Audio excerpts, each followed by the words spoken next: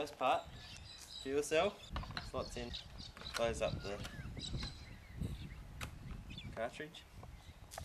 Then we insert our battery, clicks in, and the most important part, the nails. Insert the nails,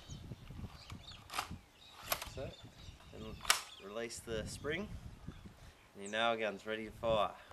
Very good. And as soon as you hit that trigger, boom, boom, fires. It's actually quite dangerous doing this, Yeah. so kids don't do this at home. The idea is that the front of the gun gets compressed, which starts the gas, and with the battery as well, pull the trigger and bang, she'll fire. So I'm going to try and hit this kid's box here. Righto. Right, you ready for this?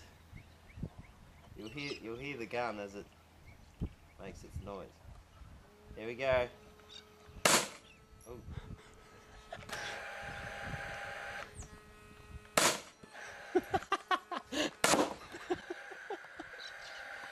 How much more? That's 2 hits.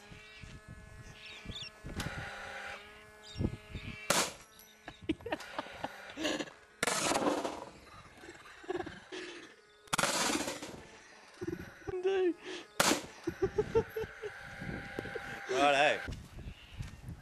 As you can see, when the nails come out of the gun, they're not like a rifle where the bullet shoots straight.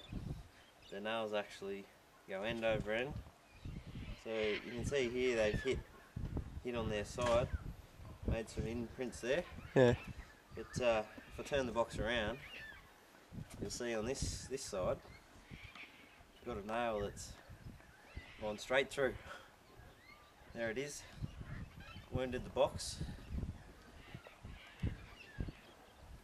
That could be quite nasty. It could be your shin. Yeah.